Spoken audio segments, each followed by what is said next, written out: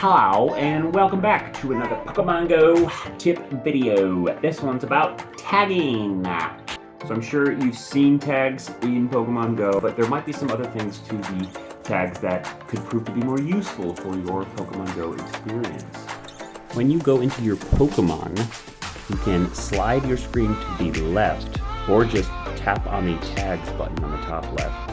And unfortunately mine was all the way at the bottom of my tag, so I gotta scroll real quick to the very top.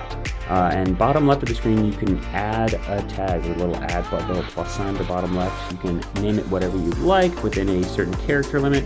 You can pick any one of the 8 colors on there, and the color of the tag will be that. You can see like my Mega's red, the Great League is blue, so on and so forth. But you make that new tag and it goes all the way to the bottom of your tags. You can click on the bottom left and add new Pokemon to it.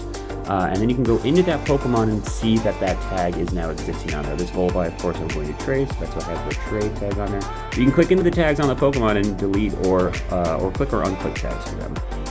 You can also go to the top right, click the little settings button, and you can delete a tag. Also, if you wanted to move a tag around, for instance, this Baroque Works tag, I can go up, I can go down. If you hold really high up on the screen, it'll go all the way to the top, vice versa for the bottom of the screen.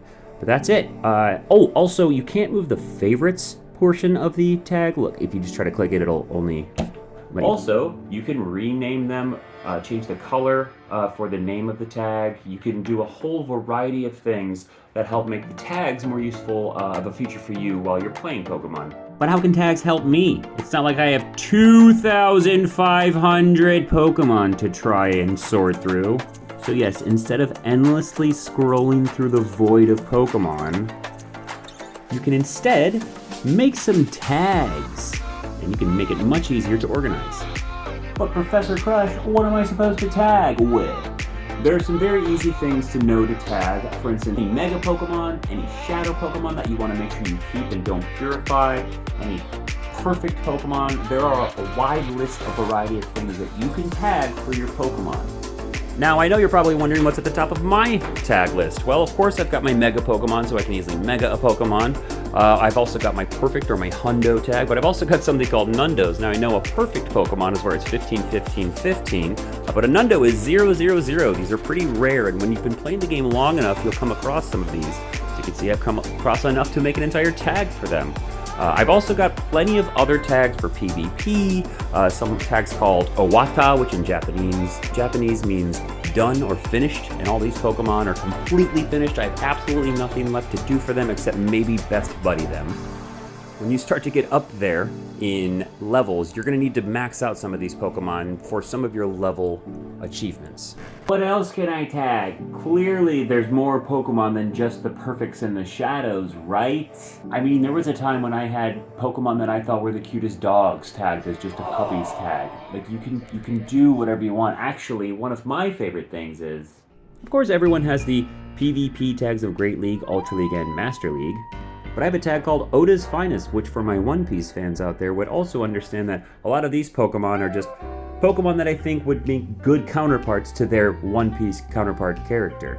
As you can see here, my Supernova tag and the subtags of my Oda's Finest tag are a bunch of the Supernovas or first generation Pokemon. But there's other useful tags like Costume, keeping Pokemon CP 500 or under for that battle when that comes out, Pokemon you want to buddy, extra small, extra large, anything you'd really like. Oh, and did you also know you can hard press on a Pokemon, so that way you can instantly tag or transfer it. Now, as you can see here, I'm going to tag all these for my trade bin so I can trade them later. And if I click on them and click on trade, boom, right there in my trade bin. Also, you can click on all of them and untag them, or you can transfer them. Just be careful not to transfer any potential 4-star or PvP ID Pokemon when you do that. That's all I have this week. Thank you so much for watching. Please make sure you like and subscribe for more tips.